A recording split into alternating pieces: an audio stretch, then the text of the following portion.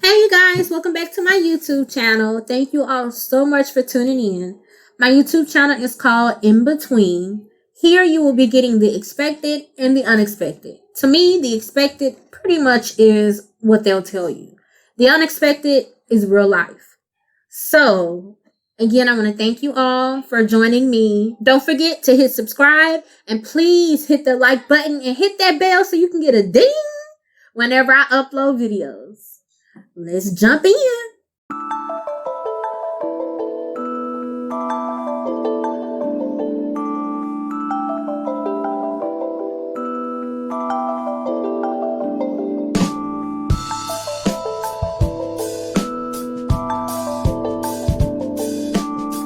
I'm going to be talking about endometriosis. So today you're pretty much going to get the expected and the unexpected. So a little bit about endometriosis. What is it? So according to Google, endometriosis is the tissue that can be found outside of the ovaries, fallopian tubes, or the intestines. It's a disorder which the tissue that normally grows in the lining actually grows outside of the uterus. So let's pretend this is the uterus and my ring is the endometriosis. So it's pretty much like my big old head, it's outside of it. Is endometriosis common? It is, but it's not. It's starting to become more common now because a lot of women have been going to their gynecologist and letting them know that, hey, my cycle this is painful. This is not a normal cycle, or sex is painful, or I'm having more painful cramping that just doesn't feel right. And so I applaud a lot of women that's, voicing their opinions, because I have had a doctor tell me that, that's my baby. I have had a doctor tell me that, I was just over exaggerating. It's not that it's okay. That happens. And it wasn't. It wasn't okay. My next question I have is going to be what stages? There are actually 4 stages of endometriosis.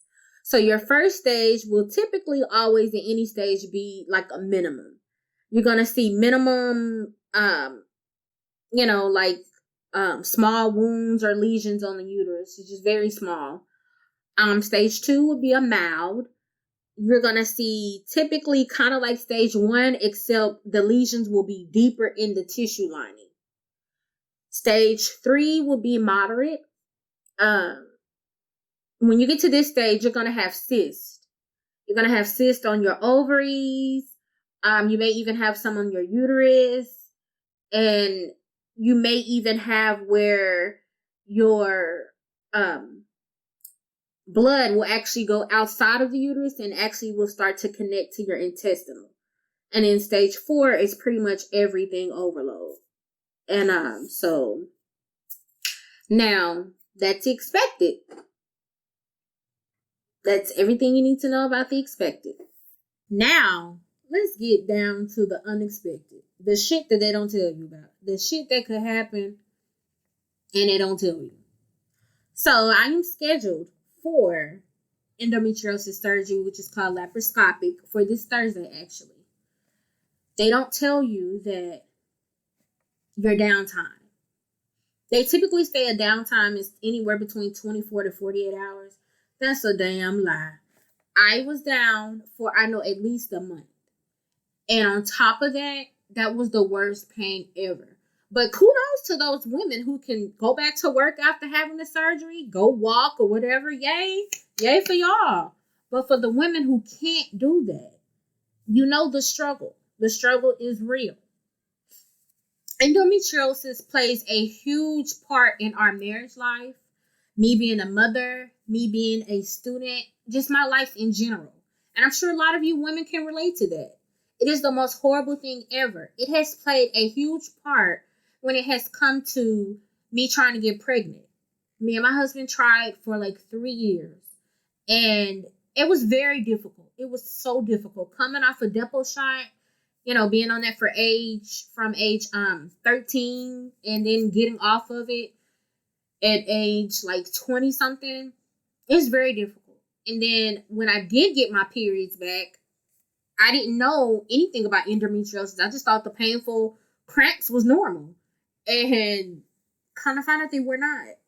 It's not. Sex was painful. It was the worst. It just seemed like everything hurt when I would ovulate. People didn't believe me that I was ovulating. I could tell which side I'm ovulating on.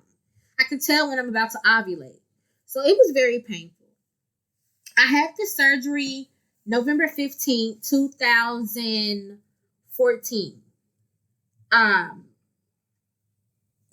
and it wasn't what I thought it was gonna be. I had pretty much wrecked my brain online, reading people point of views, like stressing myself out and being like, okay, she's having this done. Okay, so let me just follow her. But in reality, nobody's surgery is going to be the same. Nobody's outcome is going to be the same. And I had to learn that after having my own surgery, after experiencing my own surgery, I was just in so much pain. Like, I did find a technique that I thought was pretty cool. A girl said that she would take a pillow and she would put it in her abdominal area, and then she would hold it against her abdominal area as she's moving forward. So as you move forward, you push the pillow back onto you. So that pretty much helped. But, I mean, coughing, sneezing, it was just brutal. It was so brutal. And it did play, like I said, played a big part when it came to me having sex. It would hurt. It would be so painful to the point where I would just tell my husband, like, I don't want to have sex anymore. Like, can we just stop? And we would. And it does play a big part in my marriage because I don't want to deny my husband sex. Of course, I don't want to do that. But it's difficult. It hurts. And I know sometimes it's like, okay, well, what do you do? Sometimes for me, I will get some KY, the water soluble lubricant, and I will use that just to kind of make it where it's super lubricated in there that I don't feel it, if that makes sense. And that does help. For me, it does help. But I have those days where I'm just so moody, and endometriosis does play a part when it comes to my mood. It does play a huge factor in, what I eat, what I do, how I'm feeling. Because it's so much of that hormone that's sitting there, and it's producing more and more hormone through the body. So it's causing, my hormone is supposed to be right here without it. But with endometriosis, it's up here, and it's more like probably PMS times 50,000. Okay, 50,000. You don't mess with me, is what it is. It's pretty much don't touch me all day long. So, like I said, I'm scheduled for surgery this Thursday. I'm nervous, but I've prayed and I've had the surgery before. This time is going to be different because one of the things, like I said, the unexpected, they don't tell you that this could leak to your intestines. This could cause your uterus to attach to your intestine. This could leak into your intestinal wall. They don't tell you that. This could cause constipation. And so I have been constipated. My bowels for the last couple of years have been just extremely off. Like some days is nothing, some weeks is nothing. And I have had problems where even taking stool softeners on a daily basis has not done anything for me. And it has caused a big issue because sometimes it does make it where I'm just completely nauseated and sick to my stomach where I don't want to eat or do anything. So, right now, I know my body. And that's the number one thing, ladies. If you have a doctor, hear me, please. If you have a doctor that is not listening to you, that's overriding everything that you're saying, that's telling you is something when you know it's something else, find you another gynecology doctor, please. It is not worth the struggle and the pain to keep going to the same doctor who is not listening to you, who is not listening to your concerns. And if you feel like you have endometriosis, bring it up. That's why I say it's common, but it's not uncommon. Because you do have those doctors that will push you off and like, oh, you just, it's the normal age with cramping. It comes with age or whatever. But that's not true all the time. It's not all the time true. It could be some other underlying issues there. So if you feel like you're not getting the answers that you need from your doctor, please, I urge you, get a second opinion. It is not the worst thing in the world to get a second opinion. I did it. And I've been with my doctor for years. And to find me another doctor, yes, it hurted, but it felt good to find me someone that listened to me. Not only did they listen to me, they found what my issue was. And it was endometriosis. And I had been with the previous doctor for several years who pretty much shun everything off.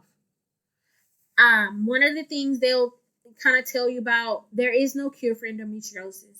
And it sucks. There are pretty much 3 options. You can get on birth control that will stop you from having a cycle. You can have the surgery, which I am having this upcoming Thursday because I want more babies. I want to get pregnant within maybe 6 months. And right now, we've been trying to get pregnant, and it's been a no-go since my daughter has turned 2, and it's been 2 years, and we haven't gotten pregnant at all. Or you can do 3, which, is going to be a little devastating, is to have a hysterectomy, which you don't have to worry about it at all. But you still, again, will just need to kind of look at the pros and cons of each situation. I chose not to do birth control. And I know most people are like, well, why didn't you get on birth control to kind of at least hold it off? Because I was on depo shot for so many years, probably 15, 16 years straight. This is not a miss shot. No, this is a straight shot. And it did cause me to have infertility issues. And once I did receive my cycle, that's when I started noticing that, okay, my cycles are not normal. It hurts. I, found out that I could feel myself ovulating.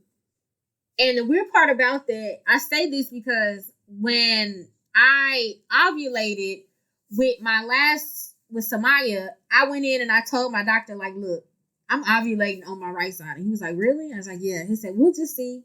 So he looked and he was like, you're right. You are. So I can feel that. So birth control for me is not an option. And my husband doesn't want me on birth control either. And I don't want to be on it either, considering that I want more babies. But I do want to encourage you all that you are not alone with this. You are not alone with endometriosis. I am one of thousands of women, who experience it. If you feel like you're alone, please let me know. You can email me. My email is Candy, KandyH89@gmail.com. Feel free to email me, ask me any questions or whatever, and I'll even do a Q&A segment about endometriosis. And if I can, I will take my phone with me during my surgery route. I'll do it for the next couple days. I'll video live and everything so that I can keep everything and keep you all in the loop. And feel free to comment under this. You can comment under here and ask me some questions. If you don't want to ask it underneath the video, please feel free to ask me again in my Gmail. I will link my email address underneath it so you guys can feel free to comment or hit me up or whatever. So I will keep you guys updated. So I will be having surgery on the 17th. So be looking for my YouTube videos. On some of them, I will just be going live so I don't have to do the whole setup. So you may see me looking a little crazy, okay? Don't judge, boo-boo. Don't judge. So thank you guys again so much for joining me on my YouTube channel called The In Between, where you will experience the unexpected and the expected. Again, please hit that like button, subscribe, and also hit the bell so you can get notifications from me, your girl, Candy Bonner. Thank you all so much for joining me. Oh, don't forget to share on your Facebook, your Instagram, your MySpace, okay? Don't forget to do that because your girl, I need some views, okay? But again, thank you all so much for allowing me to kind of give you my insight in my life on endometriosis, and I will keep you all updated. Thank you and have a blessed day. Mwah! Bye.